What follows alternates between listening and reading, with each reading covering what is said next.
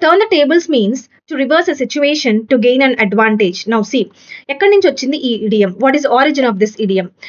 Actually ఈ idiom అనేది మనకి చెస్ గేమ్ నుంచి వచ్చింది. ఇలాంటి ఒక టేబుల్ ఉంటుంది, టేబుల్ పైన చెస్ బోర్డ్ ఉంటుంది, చెస్ అనేది ఆడతారు. అంటే ఇక్కడ ఒక పర్సన్ ఉంటాడు, ఇక్కడ ఒక పర్సన్ ఉంటాడు. గేమ్ ఎలా ఉందంటే ఈ పర్సన్ ఎవరైతే ఉన్నారో ఈ పర్సన్ విన్ అయ్యే సిచ్యువేషన్ లో ఉన్నాడు. వాడు ఏం చేస్తాడంటే వీడు అంటాడు అనమాట, ఎవరో పిలిచారు చూడు నిన్ను అని అనగానే ఎవరబ్బా పిలిచింది అని చెప్పి ఇలా టర్న్ అవుతాం.